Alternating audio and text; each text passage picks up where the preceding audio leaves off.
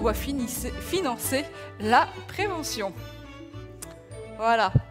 Donc, 5 intervenants comme ce matin qui vont venir me rejoindre sur la scène. Bernard Champanet, président de l'URPS des pharmaciens de Midi-Pyrénées, qu'on peut applaudir. Installez-vous. Daniel Paguet-Sorail, président de la Fédération française des masseurs, kinésithérapeutes et éducateurs et vice-président de l'URPS Midi-Pyrénées. Pierre-Jean Gracia, qui est président de la mutualité française Midi-Pyrénées. Christian Maignan, qui est responsable des financements des actions de prévention à Kiné Ouest Prévention. Et enfin, Michel Davila, qui est directeur de la CPM de Haute-Garonne. Voilà. Voilà, merci donc de me rejoindre sur la scène pour parler donc de financement, parce que je crois que vous êtes tous convaincus autour de cette table, dans cette salle, qu'il faut bien sûr faire de la prévention, que les kinés, on l'a vu tout à l'heure, ont un rôle majeur à jouer et que ce temps passé à faire de la prévention, eh bien, tout simplement, il doit se payer. Alors aujourd'hui, le problème qui se pose, c'est bien celui du financement de la prévention.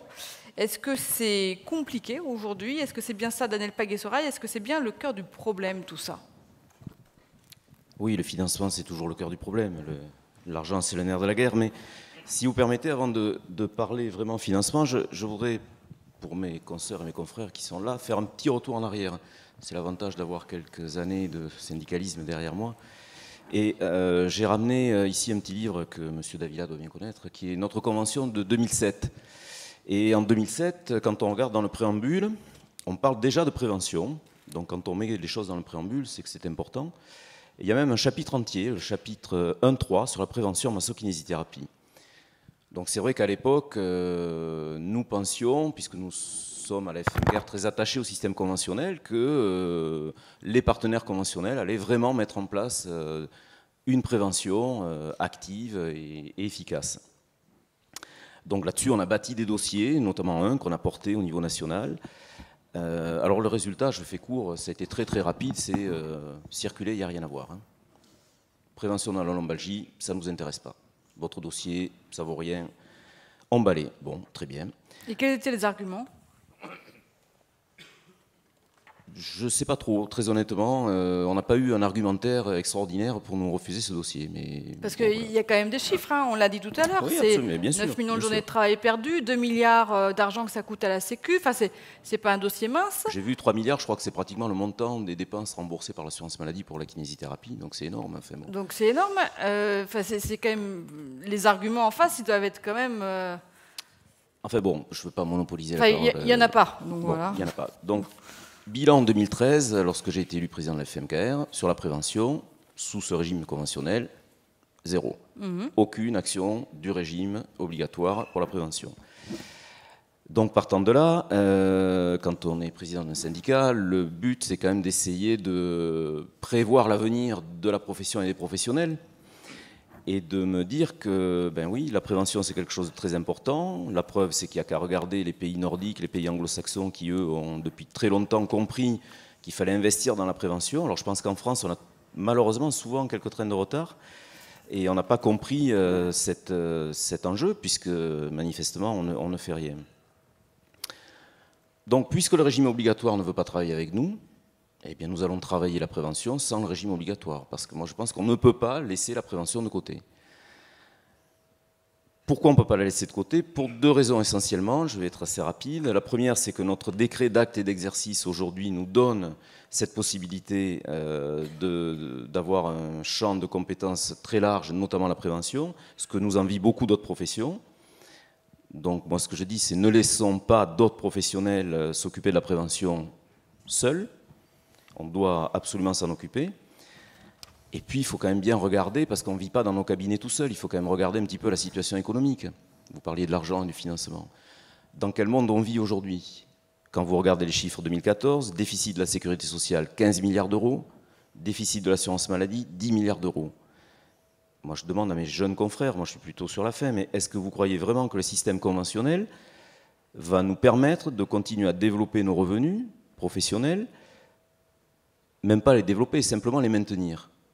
Moi, je ne pense pas. Vu la situation, ça m'étonnerait. Ça veut dire aujourd'hui qu'il faut que vous trouviez, vous, masseur kinésithérapeute, d'autres sources de financement?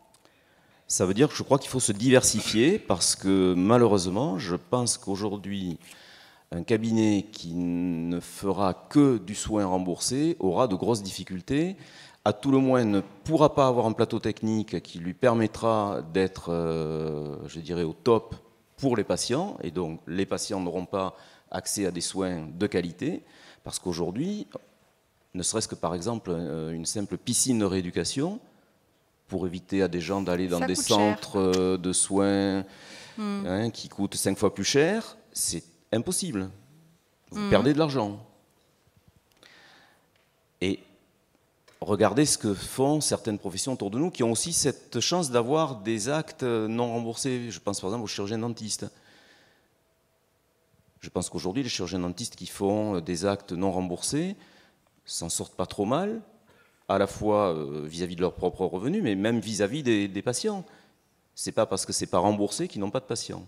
Donc je crois que la crainte de certains de nos confrères sur le plan financier de ne pas développer ces activités est une fausse crainte. Et finalement, ce que vous dites effectivement est assez exact, parce que c'est finalement assez admis aujourd'hui en France que la Sécu rembourse mal les dents, les lunettes, l'optique, etc. Et vous, au contraire, eh ben, vous devez être remboursé comme un soin tout à fait classique. Il n'y a pas d'erreur là-dessus. Le remboursement aujourd'hui de la massokinésithérapie, c'est 60% par le régime obligatoire et le reste éventuellement par les régimes complémentaires lorsque l'assuré a une mutuelle ou une complémentaire santé. Mais ça l'est plus que les lunettes, par exemple. Ça l'est beaucoup plus que les lunettes ou tous les soins autres que les soins... l'orthodontie, etc. Enfin bon, voilà. Voilà. Donc moi je pense que le financement, il ne faut pas l'attendre du régime obligatoire. Hein. Je pense qu'il faut aller le chercher. On l'a dit tout au long de la journée, notamment peut-être auprès des régimes complémentaires, auprès de certaines associations, auprès des entreprises. Mais on n'ira le chercher que si on est capable de montrer à ces gens-là que si on fait de la prévention, il y a aussi un retour sur investissement, parce qu'évidemment les gens qui vont financer, ils veulent avoir ça. Et donc, quelqu'un l'a dit ce matin avant moi, il faut absolument qu'on arrive à mesurer l'impact de la prévention que nous pourrons faire. Et donc pour ça, il faut une formation adaptée, il faut une mutualisation des moyens, ce qu'on fait aujourd'hui avec le CNPK, entre la FFMKR et le CNPK.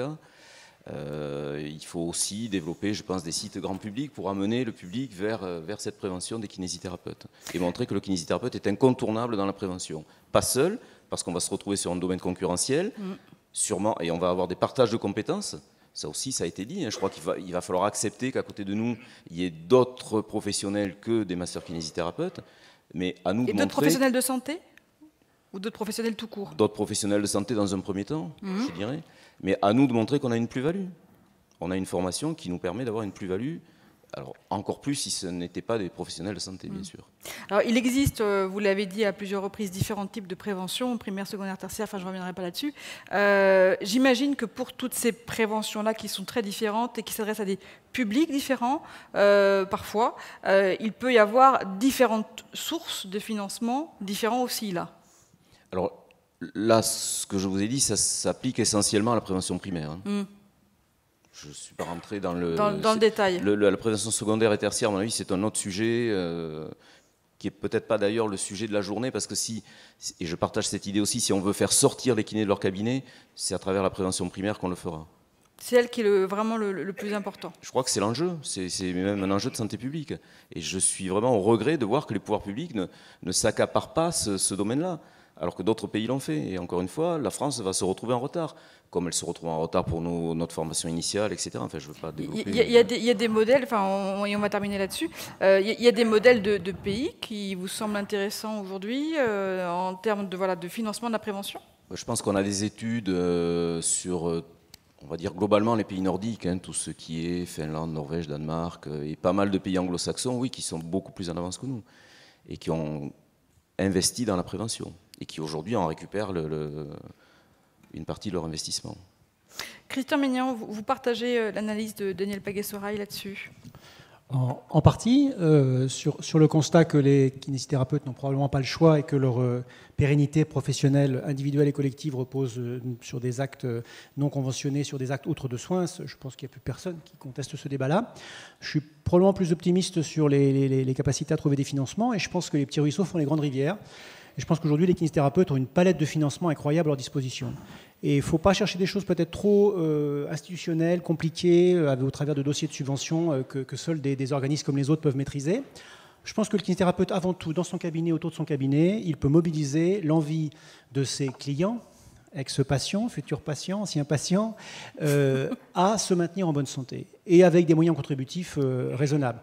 Il y a aujourd'hui des réseaux entiers de kinésithérapeutes, je vais en citer un parce qu'il est représenté dans la salle, le réseau des écoles Ludo 14, qui financent à 100%, enfin qui font financer aux bénéficiaires à 100% les actes de prévention, de santé, de bien-être, de maintien en forme qui sont distribués.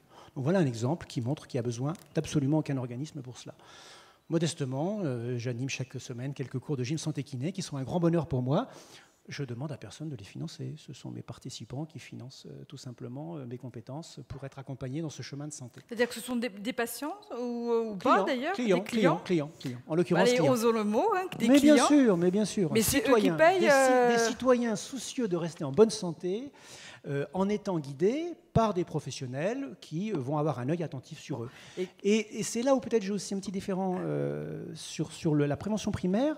Je pense qu'aujourd'hui, et on va appeler un chat, nos collègues STAPS, car ce sont nos collègues, ont de grandes compétences en prévention primaire, et il faut l'accepter. Le maintien en bonne santé par l'activité physique de la population, aujourd'hui, c'est un besoin, à mon avis, qui est quasiment couvert en France. On a un tissu associatif, on a une offre d'activité de santé, etc., qui est formidable. Par contre, il me semble que nous avons une priorité, en tout cas, les gens qui viennent vers nous, dans mon cas, c'est ça, pour des gens plus fragiles, qui ne veulent pas confier leur retour au mouvement, le retour à la santé, le retour à l'activité physique qu'ils ont perdu depuis longtemps pour différentes raisons, sociales, médicales, professionnelles, etc., à n'importe qui. Et je ne dis pas ça en disant que STAPS, c'est n'importe qui. Donc je pense qu'on a une carte à jouer, il me semble, vers ces publics plus fragiles qui veulent être accompagnés par des professionnels qui vont tenir compte de leur fragilité. Alors, ça ne veut pas dire qu'on ne peut pas faire de prévention primaire. Il faut être costaud parce que nos amis STAPS sont très très bien formés sur le management des groupes, sur l'activité physique ludique, etc. Mais en tout cas, on a sûrement une carte à jouer sur ces publics plus fragiles qui font confiance aux kinésithérapeutes. Donc, premièrement, un autofinancement par les clients, citoyens eux-mêmes. C'est-à-dire que les kinés vont se transformer en coach? Pourquoi ce mot de coach? C'est tout nouveau. Là, on parle de coach aujourd'hui. Ah bah oui, c'est quand même le mot à la mode. On a réinventé la lune qui tournait bien avant. Tout simplement un accompagnement. Alors effectivement, le mot de coach ne me gêne pas plus que ça, mais kinésithérapeute, dans la première partie du mot, il y a kiné. Kiné, ça veut dire mouvement. Donc on est capable de mettre en mouvement des gens qui n'y étaient plus. On est capable de remettre en mouvement de la bonne santé chez des gens qui n'en ont pas. On est capable de mettre en mouvement, nous autres, des entreprises. C'est modeste ce que je dis, mais on le voit, des collectifs. Voilà. Donc, appuyons-nous sur ce terme grec du kiné, du mouvement, et on a quelque chose à jouer là-dessus. Donc ça, c'est le premier financement. Ensuite, je partage tout à fait l'avis concernant l'assurance maladie, et ce n'est pas une critique. Je pense que l'assurance maladie, aujourd'hui, au régime général, on n'a pas, on entend, à atteindre plus que ça des financements. En revanche, je me tourne vers mon voisin de gauche, on a de bons rapports avec les mutuelles et dans un nombre de cas, les mutuelles sont intéressées. Nous, on a des partenariats avec la MNT, avec la MGN, etc., qui sont intéressées notamment pour des actions de sensibilisation. Et on les comprend. Elles n'ont pas vocation à accompagner durablement et longuement des citoyens vers la santé. En revanche, elles ont un effet starter par des actions de sensibilisation, par des actions d'information, par des actions d'éducation pour la santé, bref.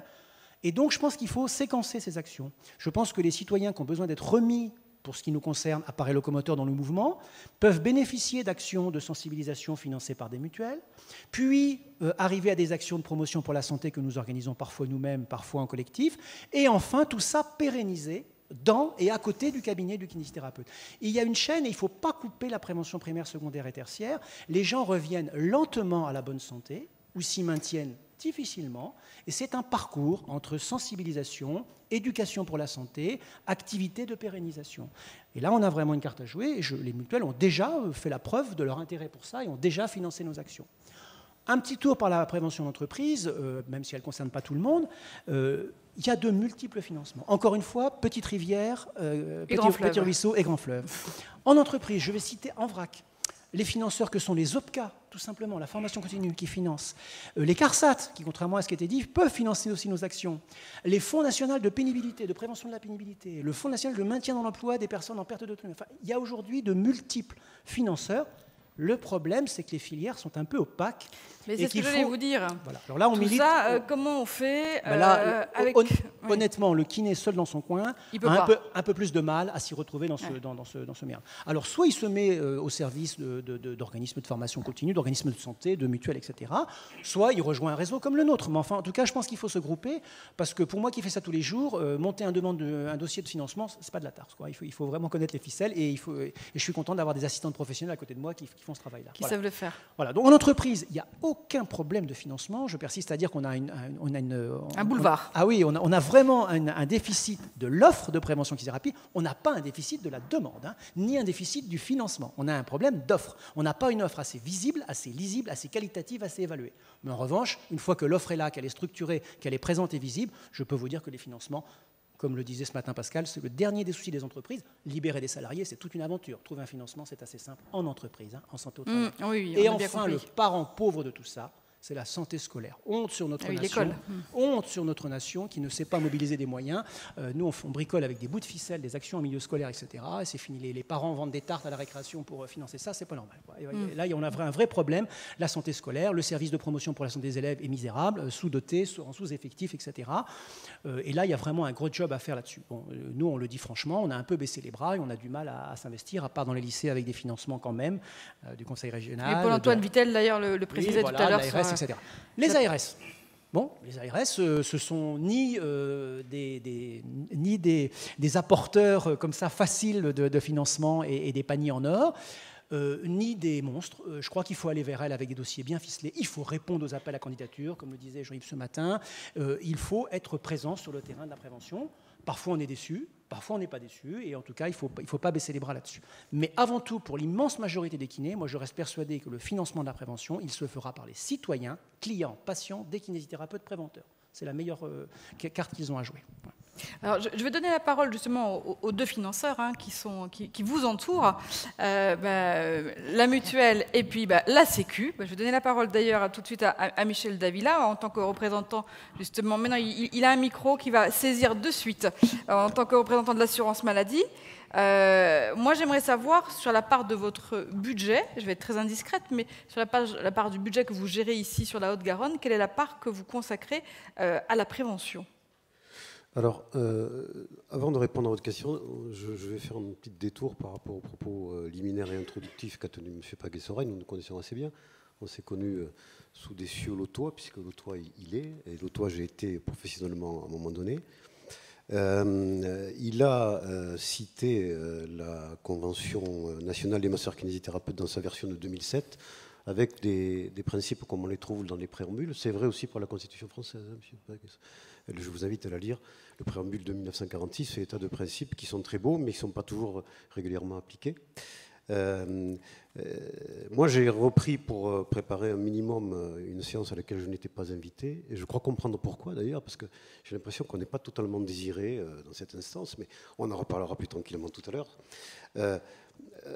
J'ai repris la convention qui est actuellement celle qui vous lie au principal financeur du système de santé français, 78%. Et j'y ai vu dans une disposition qui est un avenant, un article 6 qui peut-être vient prolonger ce qui était déjà indiqué en 2007 et qui dit développement des actions de prévention en application de l'article, peu importe le numéro, de la Convention concernant la prévention en massokinésithérapie, kinésithérapie, bien sûr. Un groupe de travail est constitué pour étudier la mise en œuvre d'actions de prévention primaire et secondaire des rachialgies. On me dit que ce groupe de travail ne s'est pas réuni, mais quand je tourne la page des notes que j'ai fait préparer par mes équipes pour venir vous voir, je note cependant que dans ces évolutions, on a vu inscrire dans la nomenclature des actes professionnels, par décisions qui ont été validées par l'Union nationale des caisses d'assurance maladie, par exemple, un acte de rééducation, alors je ne connais pas, moi je ne suis pas médecin conseil, un acte de rééducation pour, ça doit vous parler, lymphodème du membre supérieur après traitement d'un cancer du sein, associé à une rééducation de l'épaule. Bon, bref, ce sont des avancées, certes qui ne sont pas à la hauteur de vos attentes, ce que je crois comprendre, mais je m'autorise à dire que dans le paysage général qui est posé, mais je reconnais M. Paguet-Soraille parce qu'on s'est beaucoup fréquenté en commission et je sais qu'il peut être très incisif, il faut garder un minimum de considération pour le principal financeur, au même titre que, comme le disait M. Joannet quand il était directeur de la Caisse nationale d'assurance maladie, il est important que la crémière ait un peu de considération pour celui qui, vous voyez, fournit le lait. J'ajouterai à ça que je n'étais pas invité à cette table ronde, j'ai un peu poussé la porte, et j'entends que les premières interventions de la profession mettent en forme d'écart, et font un appel du pied au voisin de gauche on a dit d'ailleurs. Moi, je voudrais répéter tout de même que dans ce pays, nous le savons tous, on est dans un système de crise des financements publics et que donc notre attention soutenue, importante, et je vais répondre non pas dans les chiffres précis pour la Haute-Garonne, mais globalement à la prévention, ne se dément pas. Ce qui, en revanche, va réunir, je pense, nos considérations et nos points de vue, c'est que dans ce pays, sans qu'il y ait trop à se livrer dans un exercice d'autodénigrement dont on est des grands spécialistes, on n'a sans doute pas trouvé les voies et les moyens de consacrer à une politique de prévention une structuration, dans le cadre d'un service national de santé, qu'elle mérite. Et donc on a des actions de prévention qui existent, mais qui sont dispersées et qui mériteraient de la pluridisciplinarité. Vous avez parlé de l'agence régionale de santé, elle peut avoir ce rôle notamment. Ce que représente, en ce qui concerne la Caisse de la Haute-Garonne, puisque c'est en son nom que je m'exprimerai ici, la dépense de prévention, je ne peux pas en isoler le montant ici, parce que je n'avais pas prévu que vous me poseriez cette question plus précisément et que je n'en dispose pas, mais je pourrais peut-être dans la suite des débats présenter une palette de choses que vous avez repérées, mais qui impactent beaucoup moins peut-être la profession des kinés que d'autres sur ce qu'on a fait en matière de services en santé. Je pense bien sûr à tous les accompagnements qu'on met en place sur les suivis d'hospitalisation, mais aussi et particulièrement sur le service SOFIA, qui, lui, même s'il ne fait pas l'unanimité, vise, en association étroite avec des comités scientifiques et les usagers, parce que c'est eux qui sont quand même aussi les personnes qui sont directement concernées, les assurés, les patients, à construire des dispositifs qui permettent d'avoir un accompagnement personnalisé sur la prise en charge et à induire des changements de comportement qui évitent des complications dans la maladie et qui, ce faisant, évitent un accroissement important de la dépense collective. Voilà ce que je voulais dire à ce stade-là. On va revenir là-dessus, effectivement, Michel Davila, mais je vais donner tout de suite la parole à Pierre-Jean Gracia, qui est aussi, au titre donc, de la mutualité, un grand financeur de la prévention.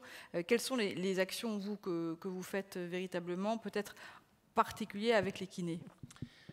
Alors, on est ici sur une réunion métier. Alors, effectivement, l'introduction telle qu'elle est faite présuppose qu'on ne fait pas assez de prévention. Il y a énormément d'argent et énormément de choses qui se font en prévention. Il ne s'en fait peut-être pas assez en lien avec la profession de masseur-kinésithérapeute, mais incontestablement, il y a énormément d'argent et énormément d'actions qui se font. Il ne faut pas laisser dire non plus qu'il ne se fait pas assez de prévention. On est passé d'une ère où c'est vrai qu'on était avant tout sur la réparation plutôt que sur la prévention. Petit à petit, on sent poindre quand même une réflexion sur le fait, alors sans peut-être se rapprocher des pays nordiques, mais sur le fait que de plus en plus on axe sur la prévention. C'est pour ça que dans l'idée, alors j'ai entendu plusieurs choses si vous voulez. Nous, lorsqu'on regarde nous en mutualité, on a une organisation très particulière, puisque les mutuelles payent une cotisation à la fédération et la fédération s'engage à mettre en œuvre un certain nombre d'actions de prévention. On a à l'heure actuelle 3 thématiques, les maladies chroniques, la perte d'autonomie et tout ce qui est en lien avec la petite enfance. Donc, vous n'allez pas retrouver nécessairement au niveau de ces populations, de ces thématiques, la thématique spécifique de la lombalgie ou kinésithérapie. Donc, si vous voulez, certainement que de façon, après, à l'intérieur d'elle, on va pouvoir les trouver. Simplement pour indiquer déjà ceci. Donc, nous avons une organisation spécifique. Alors, sur les financements, nous, on complète, alors a priori, sur les masseurs kinésithérapeutes à 100%, puisque maintenant, c'est une obligation qui est faite dans le cadre des contrats responsables. On complète ce que fait le régime obligatoire. C'est des sommes colossales. Monsieur Davila les a esquissés, c'est 78%, donc ça doit faire le reste, 22%, pour les organismes complémentaires. Pour autant, lorsque j'entends d'un côté qu'on peut mettre des actions où c'est le client qui paye, nous, la préoccupation que nous avons, c'est comment intégrer le plus vulnérable, le plus fragile, à l'intérieur d'actions de prévention. Et cette difficulté-là, elle ne peut pas simplement être prise en charge par la seule participation du client, de l'assuré social, de l'adhérent. Il faut déjà aller le chercher parce qu'on n'en a pas toujours la capacité, on n'a pas toujours les données de santé qui le permettent, mais surtout lui permettre d'accéder à des actions de prévention dans une logique d'améliorer les déterminants de santé. Donc cette logique-là d'aller rechercher le plus fragile et le plus vulnérable, c'est quelque chose qui dépasse largement la notion d'abonder, on va dire, un salaire supplémentaire aux masseurs-kinésithérapeutes. Nous, on se situe dans la même logique, on va dire, que l'assurance maladie. On est né, on va dire, avant l'assurance maladie, par les secours mutuels, et maintenant, on complète ce que fait l'assurance maladie. Donc, on est exactement dans la même logique. Mais nous avons aussi, dans notre logique d'accompagnement de nos adhérents, maintenant, plus d'actions spécifiques. Mon voisin y faisait allusion, c'est des partenariats parfois avec des opérateurs privés sur des logiques de sensibilisation, parfois des logiques qui vont un peu plus loin dans la proposition d'activités spécifiques en lien avec les métiers que vous faites, mais en lien aussi avec d'autres métiers. Cet accompagnement maintenant, il est de plus en plus fréquent, de plus en plus souhaité par nos adhérents, et ce qui fait qu'on va être amené certainement à avoir des partenariats plus importants. J'attirerai l'attention sur 2 points particuliers qui font notre actualité et qui impacteront incontestablement votre métier. Un premier point qui concerne l'accord national interprofessionnel, qui va faire que l'ensemble des entreprises devront proposer à leurs salariés un contrat collectif. Mais dans le contrat collectif, il n'est pas précisé d'action de prévention spécifique. Il n'empêche que l'opérateur complémentaire qui, à un moment donné, obtiendra, dans le cadre d'un appel d'offres, le contrat collectif, sera amené certainement à faire des propositions auprès de l'entreprise. Alors, pas nécessairement sur la thématique, kiné, mais il pourra y avoir aussi cette thématique. Le deuxième point auquel nous sommes confrontés, nous, et vous envoyez l'actualité à peu près tous les mois, c'est le regroupement de nos entreprises mutualistes. Nous sommes à peu près à l'heure actuelle 400 mutuelles, mais lorsqu'on regarde la réalité, on a une vingtaine de mutuelles qui représentent 80% de la population mutualiste. Je n'évoque pas les institutions de prévoyance et les assurances. Tout ça pour dire que ces regroupements, ces fusions entre grandes mutuelles, vous avez entendu parler récemment des projets qu'il y avait entre Harmonie et MGN, des projets entre Malakoff et MG, vont faire que la position notamment d'accompagnement de l'adhérent va prendre une tonalité, certainement une structuration, beaucoup plus importante qu'elle n'avait précédemment. Alors, je vais donner maintenant la parole à Bernard Champanet. Vous êtes le représentant donc des pharmaciens sur ce plateau. Les pharmaciens qui ont aussi un rôle important à jouer en termes de prévention. 200 000 pharmaciens, c'est ça? Non. 200 000 patients jour dans les pharmacies. 200 000 patients jour, pardon, dans les pharmacies, excusez-moi, oui, c'est ça.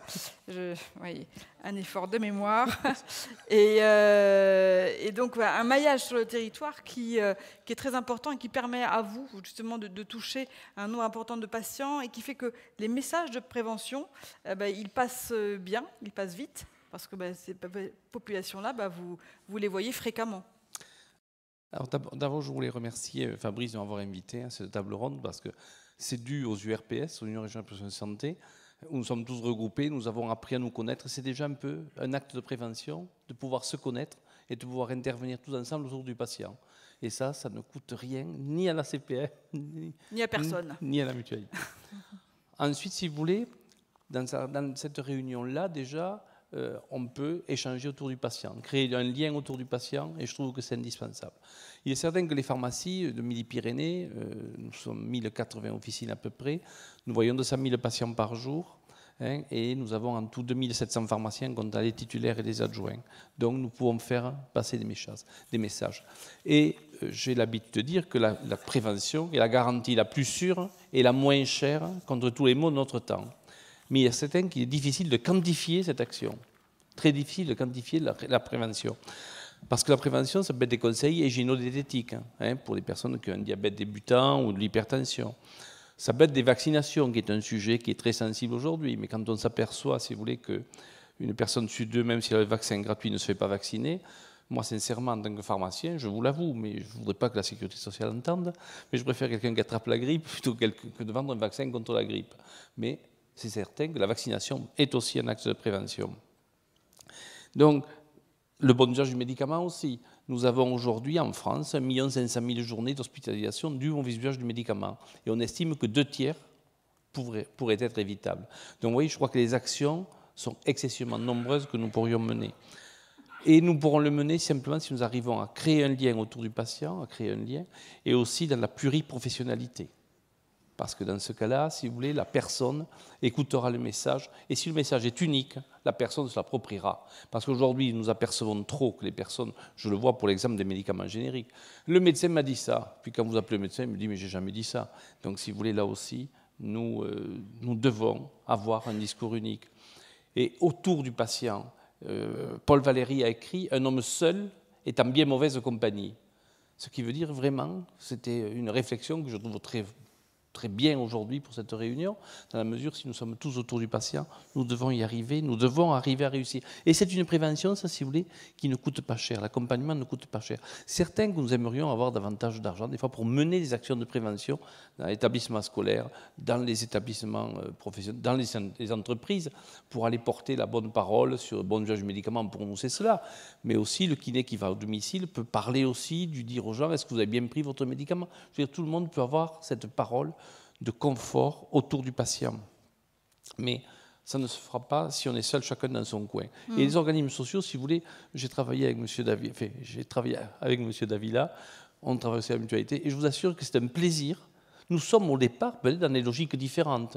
Nous sommes une source de dépenses, et la sécurité sociale est obligée de faire des économies. Mais nous travaillons ensemble. On a tous une pierre à amener à l'édifice, et c'est ce transfert de financement que l'on peut obtenir sur un meilleur usage des médicaments, peut se faire sur la prévention. Pareil avec la mutualité, si vous voulez. Ils remboursent, mais s'ils remboursent moins de médicaments, ils peuvent transférer sur la prévention, parce que les fonds, le financement ne pourra pas être à l'infini.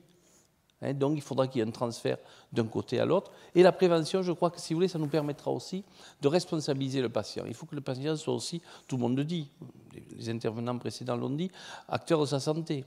Et là, je suis un peu plus sceptique, si vous voulez, parce qu'on pense que tout est dû et qu'on a laissé le faire. Je prends un produit contre le cholestérol, donc je peux manger à la charcuterie. Vous voyez, c'est le discours.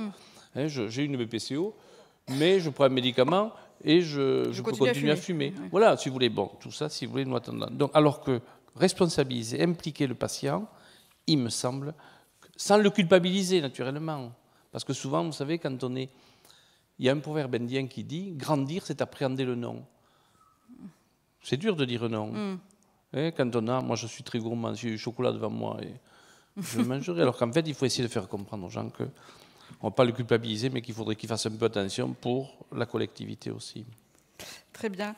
Daniel Paguet-Sorail.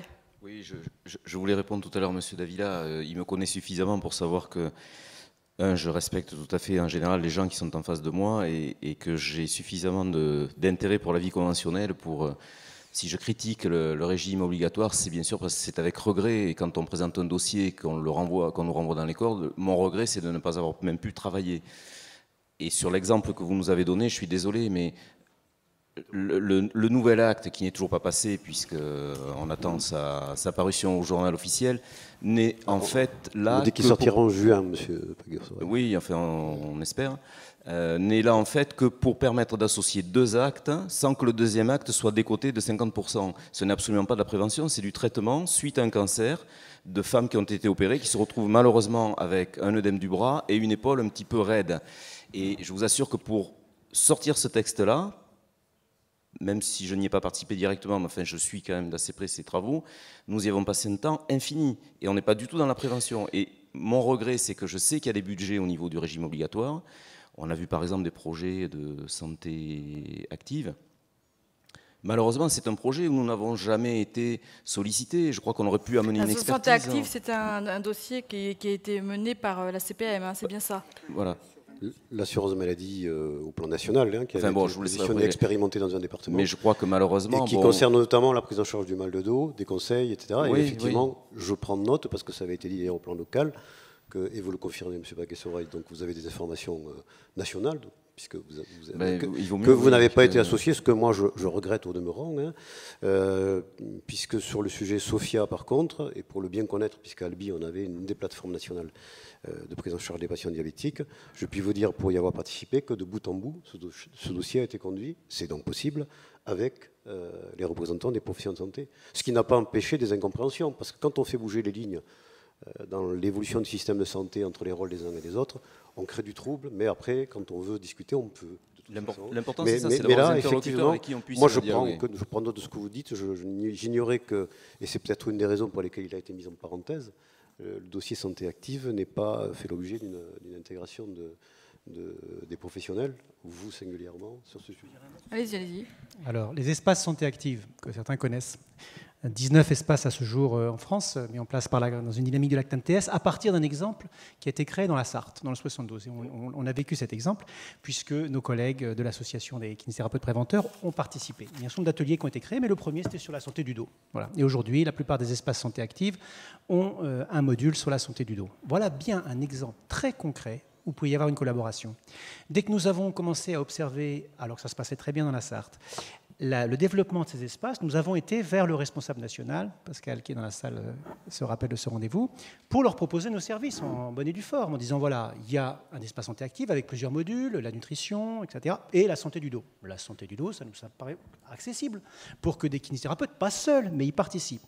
Quel est le résultat aujourd'hui? Alors là, ça a été une fin de nous recevoir, non, on ne souhaite pas travailler en partenariat avec vous. On fera un appel à candidature auprès de tous les kinésithérapeutes de chaque département. On verra bien qui se prononce. On ne tiendra pas compte ni des compétences, ni des envies, etc. On va faire apparemment très démocratique et en fait peu qualitatif. Et puis, on va bien voir ce qui se passe. Mais ce qui s'est passé, effectivement, c'est qu'aujourd'hui, on a 6 collaborateurs du réseau qui travaillent dans ces espaces santé active, sur des actions soi-disant coordonnées, ou sur un module comme le module dos, il y a 3 à 4 intervenants. Pourquoi pas? Moi, je suis pour la pluridisciplinarité, un médecin éducateur, un kinésithérapeute, parfois un ergothérapeute, un animateur STAPS, une assistante sociale pour les aspects sociaux, etc., avec des modules, le dos et le travail, le dos et la vie quotidienne, le dos et les mouvements préventifs, etc., etc. Sans aucune coordination, avec un système de rémunération un peu juste, et notamment des temps de coordination pas rémunérés, alors qu'on sait que quand il y a plusieurs interventions, la coordination, c'est essentiel. Et on a des espaces santé active aujourd'hui où le médecin rééducateur dit blanc, le kiné dit noir, l'ergothérapeute dit jaune, le STAPS dit vert, et les pauvres gens sont perdus. Et en application de ce que vous avez dit, et que je comprends pour les publics fragiles, mais pas pour tous les publics, monsieur, c'est gratuit, c'est totalement gratuit, c'est un principe de base. Même les gens cadres supérieurs gagnant 4 000 € par mois doivent pouvoir bénéficier de l'espace santé active gratuitement. C'est une pierre angulaire non négociable. Que l'on aide les gens les plus démunis à accéder au système de prévention, ça je trouve ça intelligent, mais qu'on laisse les citoyens qui ont les moyens se prendre en charge. Nous avons en 2002 introduit un ticket modérateur de 15 € par participant aux ateliers équilibrage, prévention des chutes chez les personnes âgées. La CPAM était opposée, etc. On a fini, puisqu'il y avait 6 partenaires, dont la mutualité, par obtenir gain de cause. Et les associations de retraités hurlaient au bout de la table en disant « Mais laissez-nous être dignes, laissez-nous mettre 15 € dans la corbeille. » Laissez-nous payer, quoi. Mais oui, 5% ça représentait, etc. Il y avait une position dogmatique en face. Non, il ne faut surtout pas. Qu'est-ce qu'on a fait? On a dit l'argent ne doit pas être un obstacle. Et sur 6 000 personnes, il y a 2 personnes qui ont levé le doigt en disant « Moi, je ne peux pas. » C'est bon, on leur fait la gratuité, il n'y a pas de problème, ça se gère très facilement. Mais pour l'essentiel de ces gens-là, on a diminué de 20% l'absentéisme aux séances, du jour où on a mis ce ticket modérateur. Les gens se sont impliqués, vous avez dit le mot impliqués. Ce qui se paye a de la valeur. Bien sûr. Ben oui. Et qu'il y ait un souci pour les plus fragiles dans notre pays, mais je comprends ça complètement bien, et qu'on ait des systèmes d'aide pour que tout le monde puisse accéder à ces actions de prévention, et pas simplement les plus riches, oui, mais les espaces santé actifs, pour en avoir visité 2, ce sont des espaces avec de beaux équipements et du personnel, et contrairement à ce que l'on dit, ce ne sont pas les gens défavorisés qui ont accès. Ce sont des espaces où des gens instruits, issus des métiers de l'enseignement, des cadres intermédiaires, etc., soucieux de leur santé, libres éventuellement pour prendre 2 heures en semaine, etc., viennent. Je n'ai pas vu de gens, de bénéficiaires de RSA dans ces espaces santé active. Monsieur, je crois que là, il y a méprise. Enfin, vous me semblez connaître bien mieux que bien des personnes. Le dossier santé active. Moi, singulièrement, le dossier santé active, et vous en parlez avec beaucoup de passion. Mais il n'a jamais été orienté vers des publics en difficulté. C'est tout public, le dossier santé active. Deuxièmement, alors pourquoi est-ce gratuit ? Il a connu une évolution, si vous permettez. Il a connu une évolution qui, sans doute, rend compte des observations que vous aurez pu faire. C'est qu'aujourd'hui, on va progressivement vers un repli des présences territoriales à travers des boutiques santé active et vers du coaching en ligne. Vous savez sûrement. Et c'est ce qui fait qu'aujourd'hui, une parenthèse, c'est ma lecture, vue de ma modeste fenêtre, a été mise à ce sujet, parce que je pense qu'il y a besoin de le réinterroger au plan national. C'est la lecture que je fais déjà. D'autant que la Cour des comptes a publié un rapport quand même alarmant. Sur le... Vous savez, la Cour des comptes, si vous trouvez un seul rapport, je suis un lecteur assidu, y compris sur votre profession, qui ne soit pas alarmant, écoutez, je vous paye le champagne. Alors, en tout cas, sans polémiquer, je pense que pour ce qui est de la prévention, je pense qu'il faut que les uns et les autres, on sorte des positions dogmatiques. Et puisqu'on parle des financements, absolument. De considérer que le citoyen ne serait pas un financeur de la prévention, à mon avis, c'est une grave erreur. Et puisqu'on prend l'exemple des pays scandinaves, on n'a pas cité le Québec, qui est très en avance sur ce plan-là. Voilà un secteur où un certain nombre d'actions sont proposées, et il y a une différenciation entre les contributeurs et les gens qui peuvent participer participent, car c'est quand même leur santé au bout du compte. Et les gens qui ne peuvent pas participer sont aidés. Ça me paraît tout à fait normal. Sur une idée comme celle-là, qu'est-ce que vous en pensez, vous, autour de cette table ? Moi, je suis d'accord, il faut du financement, c'est certain. Mais je crois qu'aussi, il y a quand même une prévention, simplement en échangeant, comme vous l'avez dit. On peut arriver à obtenir des résultats de la part du patient. J'assure, le patient, il faut qu'on l'accompagne davantage, simplement créer du lien. Et s'il n'a pas participé, on n'est pas sûr d'avoir des résultats. Et voilà, non, mais créons du lien entre les personnes, entre les professionnels de santé, entre les organismes sociaux, autour du patient. Je vous assure sincèrement, je ne crois pas... Il faut qu'on travaille ensemble. Il faut qu'on y arrive. C'est la seule façon de se coordonner, quoi. Il faut se coordonner, c'est la seule façon d'y arriver. Et ce n'est pas, et déjà au départ, il n'y aura pas un coup, simplement créer du lien, un échange, et arriver, parce qu'il y a des transferts de fonds qui peuvent se faire sincèrement. Je vois dans mon métier, on rembourse des fois des choses, je préférerais faire la prévention. Juste un mot, si vous permettez, juste un mot. Je trouve que nos débats et la composition ici de la table illustrent quelque chose d'extrêmement important. C'est le fait que, en dépit des discours, les assurés, les patients, n'ont pas la place qu'on devrait leur faire dans le système de santé. Ils ne sont pas à cette table représentés. Et je crois que c'est important qu'on est tous conscients de ça. C'est les propos de M. Champanet qui m'amènent à le dire. On a besoin de faire évoluer le système de santé en donnant davantage la parole aux usagers. Et non pas parler en leur nom. Ça aussi, ça peut être une autre forme de dogmatisme dont il faut se déprendre. Je terminerai sur l'une des plus belles expériences de ma vie professionnelle, ça a été de construire Sophia avec l'Association française des diabétiques, avec qui on est devenus amis, et ils ont constitué des patients experts, qui sont des gens qui portent une parole experte sur la manière d'avoir un comportement qui crée des évitements sur les complications par rapport à la maladie.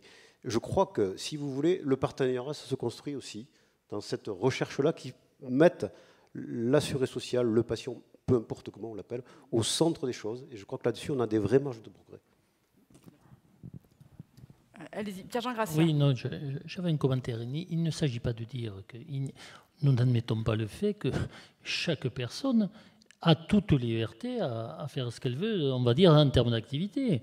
Les écoles Ludo, vous les citiez tout à l'heure, les gens vont à l'école Ludo, ils y vont de même. La difficulté que nous avons à l'heure actuelle en matière de prévention, c'est d'aller chercher la population qui en a le plus besoin.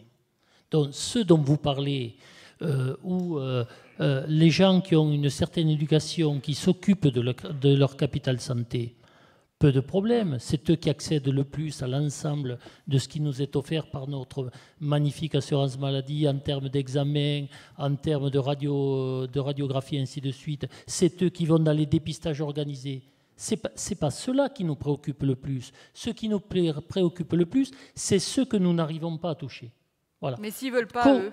Et c'est toute la difficulté. S'ils veulent pas, ces gens-là. C'est toute la difficulté. Ça n'est pas toujours. Il y en a qui s'en foutent de leur santé, pour parler très clair. C'est pas en ces termes. Ça ne se situe pas simplement en problématique d'accès financier. Ça se situe parfois sur des problématiques éducatives, de culture. Donc c'est là où nous tentons, nous, de porter vraiment l'essentiel de notre effort, indépendamment de la population que nous couvrons collectivement. Mais là-dessus, les solutions, et lorsqu'on voit, elles passent certainement, alors on l'a déjà évoqué, par des synergies, par parfois des partenariats avec des associations territoriales, locales, indépendamment des usagers sur certaines pathologies. Mais faisons très attention, la problématique financière, elle n'est pas exclusive. Hein. Elle n'est pas exclusive. Hein. Et cette difficulté-là, nous la rencontrons dès lors que nous voulons mettre en place une action de prévention pour les plus vulnérables. Daniel Paguet-Serail. Oui, je pense qu'il y a dans notre pays, du fait que justement il n'y a pas d'organisation de cette prévention, et malgré le nombre d'acteurs très important qui s'est rendu compte de l'importance de la prévention, on assiste à une myriade de possibilités de faire de la prévention aujourd'hui, mais il y en a tellement, enfin, un nombre tellement important que les patients, et je vous rejoins, ne savent pas où s'adresser, ne savent pas comment arriver à faire de la prévention. Et les professionnels, eux, comme vous dites, ont aussi du mal à trouver à aller chercher le patient qui en a vraiment besoin. Tant qu'il n'y aura pas une synergie, une mutualisation, un projet peut-être, alors de santé publique, c'est des grands mots parce qu'on écrit ça, c'est pour ça que c'était un clin d'œil de voir ce qu'on a écrit. En fait, on n'avance pas. Il faut vraiment que quelqu'un, je ne sais pas qui, regroupe toutes ses forces pour offrir aux patients la possibilité de trouver le bon chemin, parce que là, c'est pire qu'un labyrinthe aujourd'hui. Si vous cherchez, vous dites, oui, je veux faire la prévention, qu'est-ce que vous allez faire? Vous allez où? Vous allez frapper à quelle porte? Bonne question. Christian Mignon. Je pense que la frustration que l'on porte un peu, là, le camp professionnel, par rapport aux assureurs principaux et secondaires que vous êtes, elle vient d'un fait. C'est qu'à chaque fois que vous avez cité des exemples, ils étaient rarement branchés sur le champ professionnel qui est le nôtre. Aujourd'hui, on a une réunion de kinésithérapeutes. Alors que les problèmes de santé, s'ils ne sont pas mortels, TMS, rachialgie, chute, perte d'autonomie, sont morbides et coûtent très cher à la société. Et que nous, à tort ou à raison, on estime que nos compétences professionnelles sont sous-utilisées dans ce domaine. Et que si justement, puisqu'on est sur une table ronde de financement, on faisait des choix budgétaires qui fait qu'on oriente très justement le peu de moyens disponibles vers les publics prioritaires et qu'on laisse les citoyens qui vont bien ou relativement bien et qui ont les moyens aller vers la bonne santé par eux-mêmes, eh bien à ce moment-là, peut-être qu'un certain nombre de programmes pourraient être financés. C'est très frustrant quand on coordonne un programme comme je coordonne actuellement de prévention des chutes, d'avoir la certitude que c'est efficace, je dis bien la certitude par les évaluations, et de voir les financements diminuer. On se dit, mais qui gère tout ça? Et comment, alors qu'on sait qu'1 euro en rapporte 2, on ne continue pas à au moins investir cet euro-là? Je ne demande pas le deuxième, mais cet euro-là. Et ça, c'est vraiment frustrant. Et comme par hasard, dans le monde de la santé au travail, ça ne fonctionne pas pareil. Alors, monsieur... C'est-à-dire que là, on a l'impression qu'il y a plus de soucis de l'efficience et du bon financement. Oui, enfin, ça dépend de quel monde du travail on parle, mais... c'est une impression. Bon, oui, c'est une impression, vous avez dit. Mais simplement, on va se retrouver sur un point. C'est que l'observation que vous faites, moi, je la raccorde à autre chose. C'est également très frustrant de savoir qu'on met des sommes considérables dans le système de santé français sans être certain de la qualité de la prestation globale de ce qui s'y fait. Et que si là-dedans, nous pouvions nous mettre d'accord pour dire qu'il y a des marges de manœuvre, on dégagerait une efficience qu'on pourrait aussi redéployer et mobiliser des ressources vers ce que vous appelez de vos voeux. Deuxièmement, quand j'ai préparé très vite ma présence ici, j'ai fait le constat que vous faites. Vous êtes une profession, pour ma part, ou dans mon métier de directeur que j'ai occupé pendant 15 ans, avec laquelle je n'ai jamais eu l'occasion de parler prévention. C'est donc effectivement un signal fort. En tout cas, moi, là, je dis aux représentants départementaux que je suis disponible pour discuter avec eux de possibilités d'actions locales, territorialisées, évaluables.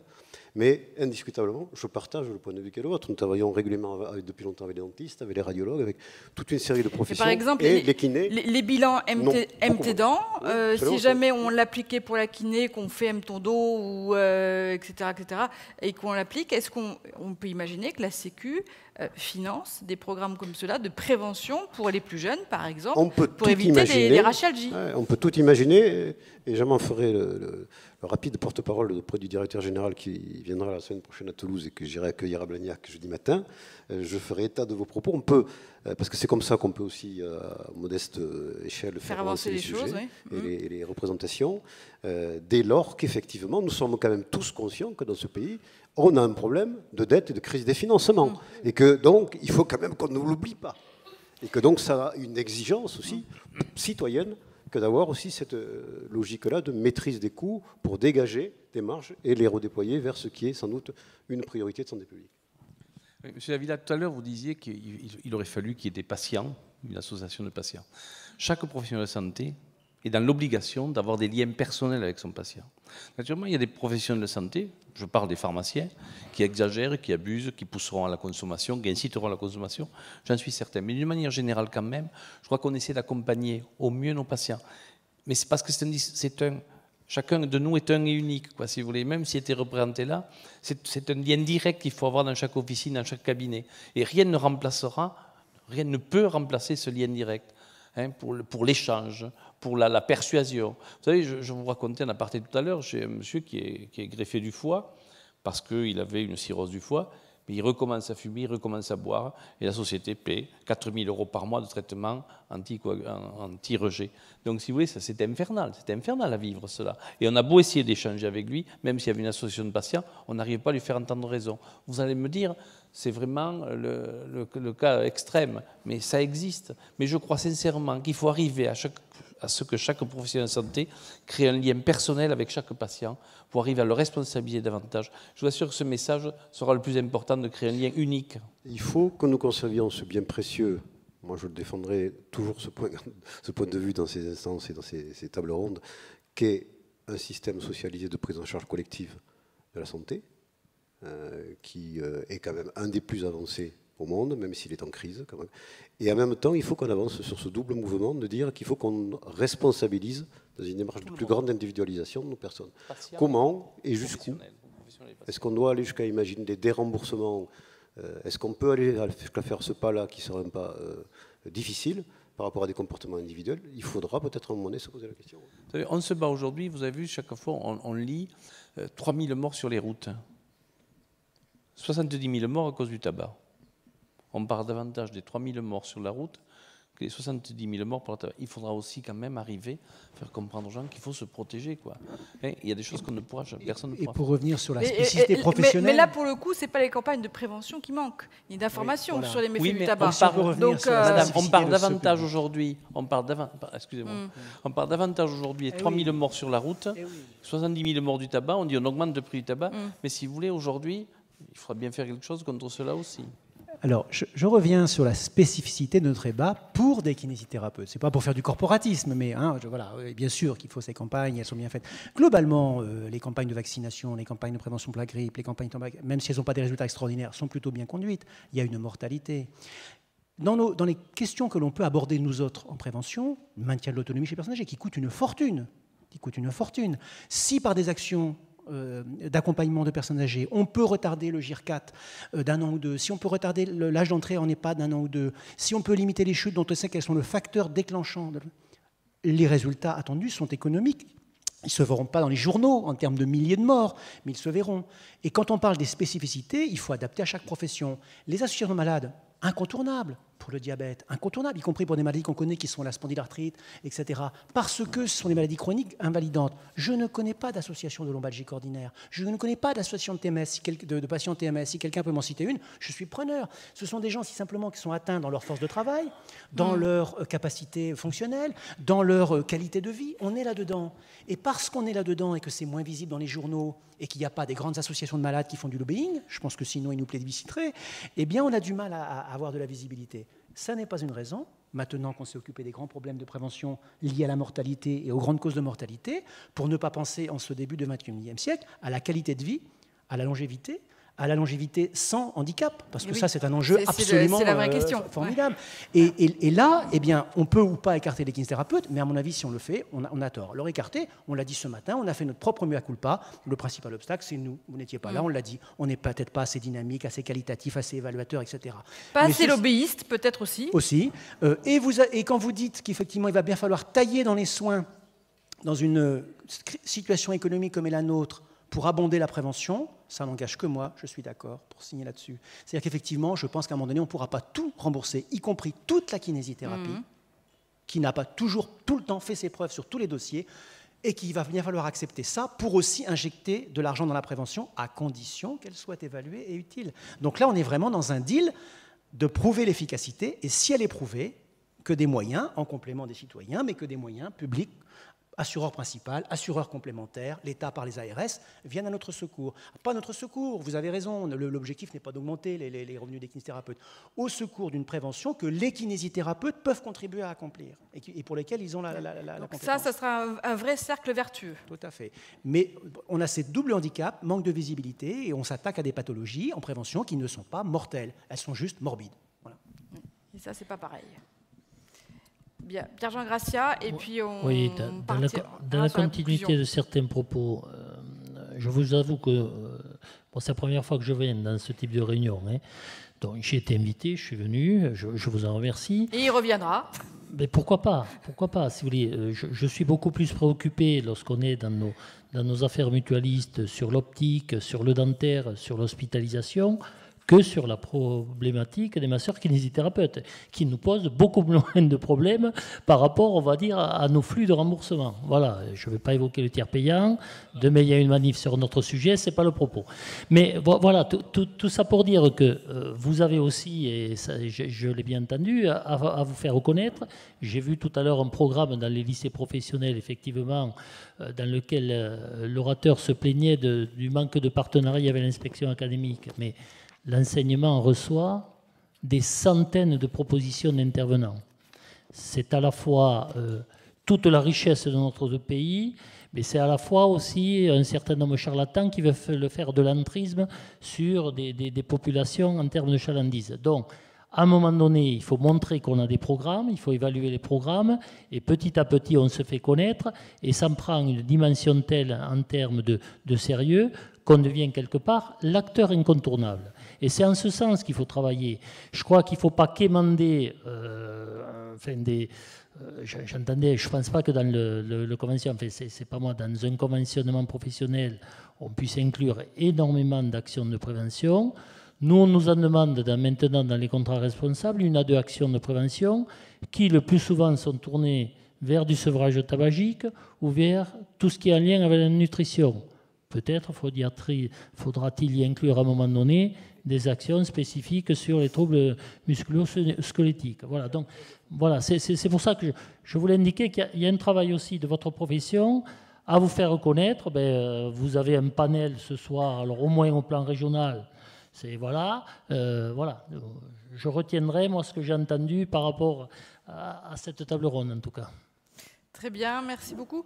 On va peut-être passer aux questions très vite dans la salle, 1 ou 2, c'est tout, si jamais il y en a une. Allez, on vous écoute, madame. Si on peut vous passer un micro. La dame qui est au fond. Voilà.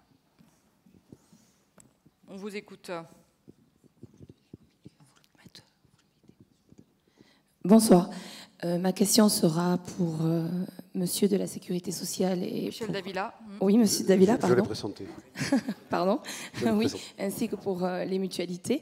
On a l'impression, et moi ainsi que d'autres acteurs autour de nous, ainsi que certains de mes patients, que la kinésithérapie est simplement la dernière roue du carrosse en matière d'assurance maladie. Et on vient toujours à la fin.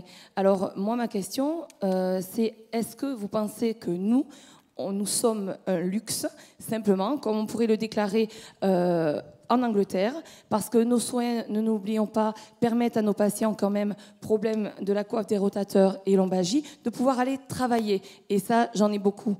Donc, ils ne restent pas à la maison, les arrêts de travail sont là. Sans compter que ces gens-là préfèrent venir chez moi, se faire traiter, bien que ça prenne du temps, plutôt que de prendre des anti-inflammatoires. Voilà, vous êtes désolée. Vous êtes la dernière, nous on regrette d'être les premiers souvent. Voilà, bien que certains pharmaciens les envoient vers nous, bien évidemment. Donc voilà, est-ce qu'on est un luxe pour vous? Dernière roue de carrosse, oui ou non? D'abord, c'est un carrosse, donc je me félicite de carrosse.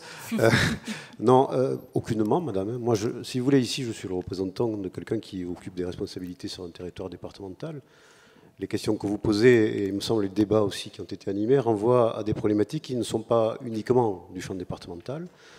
Moi, j'ai été chez le kiné, ça m'est arrivé, et j'ai une estime et de la considération pour la profession. Et j'essaie de la porter, voilà, humblement. Je l'ai montré assez rapidement quand j'ai pris les fonctions de ce département. Mais ce que j'ai envie de vous répondre, c'est que quand on est l'observateur que nous sommes dans l'assurance maladie, ce que vous dites là, on l'entend dire d'autres professions. Demain, les orthophonistes, après-demain, les infirmières me diront ce que vous dites là. Et ça doit profondément nous interroger. Voilà, ça doit effectivement nous questionner et nous amener à dire que ça a un sens sur lequel il faut qu'on ait une réponse plus transverse et plus collective. C'est ce que j'ai à vous répondre. Absolument, mais je suis patient aussi et il m'arrive même d'être impatient.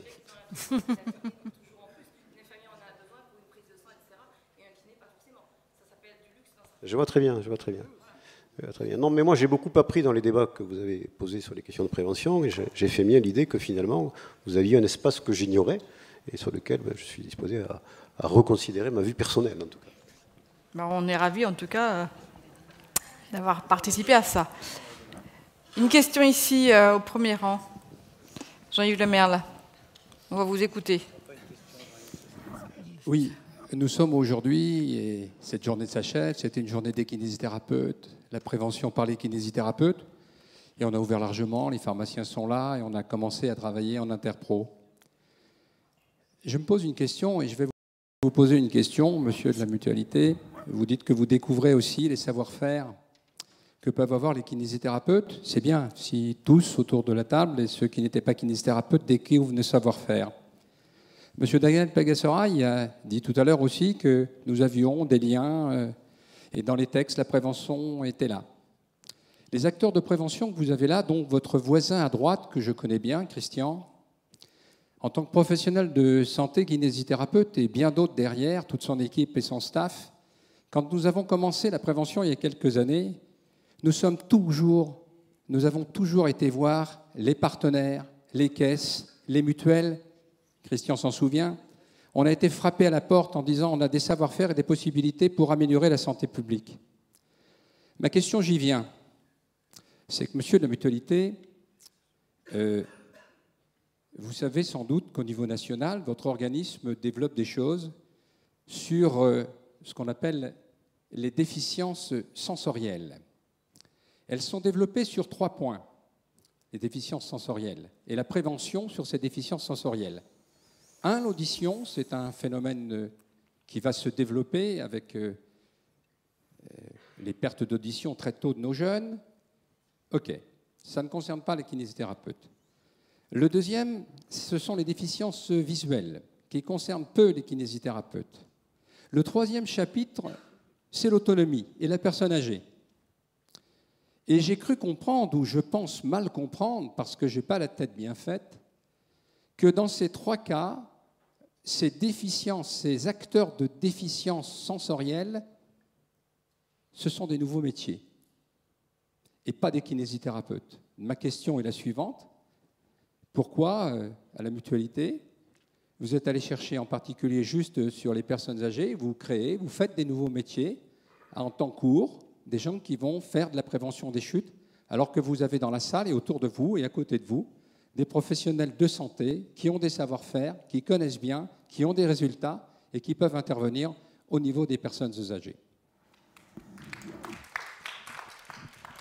Alors, tout d'abord, je suis président depuis 2008 de la Mutualité française en Midi-Pyrénées. Je n'ai pas eu à ce jour la demande d'un entretien avec un représentant des masseurs kinésithérapeutes. Si je l'avais eu, je reçois tout le monde, je travaille avec tout le monde et nous menons des projets, pas avec tout le monde par contre, parce qu'on essaye de voir aussi avec qui on peut travailler à partir du moment où on établit une relation de confiance autour d'un projet. Ça, c'est le premier point, parce que je renouvelle le fait que je pense que vous manquez de visibilité vis-à-vis de l'ensemble d'acteurs. Donc, si vous ne prenez pas les messages comme tels, eh bien, vous resterez invisible vis-à-vis de l'ensemble des acteurs. Deuxième point, alors vous évoquez effectivement la perte d'autonomie. Ça a été évoqué tout à l'heure par votre président. On est dans une concurrence à l'heure actuelle sur la prise en charge notamment des activités physiques, on évoquait les chutes, d'un certain nombre d'actions spécifiques pour les personnes âgées, entre, on a des animateurs STAPS, on a des ergothérapeutes, on peut avoir maintenant, on forme des animateurs pour, en gérontologie spécifiquement sur ces points particuliers. Donc, nous n'avons pas vocation à travailler plus avec les uns qu'avec les autres. Nous faisons, nous, en fonction effectivement de la proximité de professionnels de santé ou éventuellement de conventions que nous avons. Je vous rappelle que la mutualité, indépendamment de son métier d'assureur en termes de santé et de prévoyance, elle a un autre métier qui s'appelle le livre 3, la gestion des services de soins et d'accompagnement mutualiste. 2 milliards de chiffre d'affaires, 2500 établissements, parmi lesquels un grand nombre de SSR, soins de suite et de réadaptation. J'en parlais tout à l'heure avec votre président. On en a 5 en Midi-Pyrénées qui sont gérés par la mutualité. On a aussi les professionnels de santé qui sont en capacité de faire. Donc je renouvelle, moi, mon appel du pied, dans le sens que si vous avez des savoir-faire et qu'on peut à un moment donné des projets communs, en aucun cas je ne pourrais m'y opposer. Et sur la perte d'autonomie... La question est pourquoi créer des nouveaux métiers? Mais écoutez,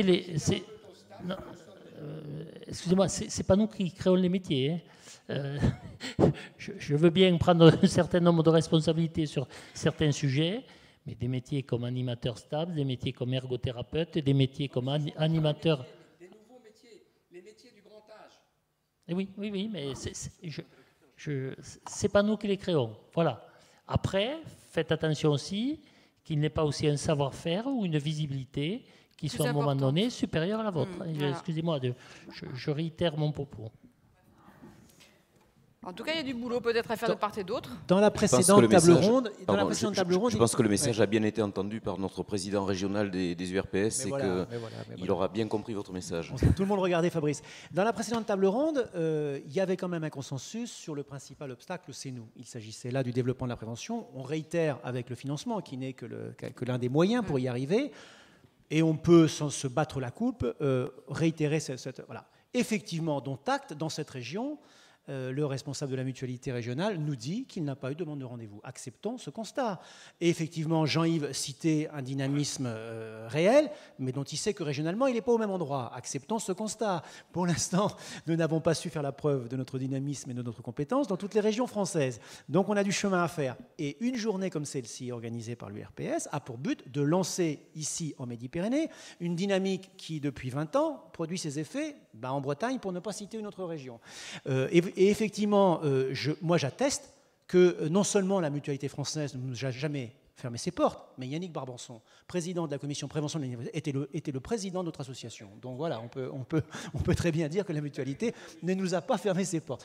Encore faut-il taper à la porte pour que ça ouvre, quoi. Et effectivement, je pense qu'aujourd'hui, après cette journée, faut aller taper à la porte. Je pense que c'est indispensable. Voilà.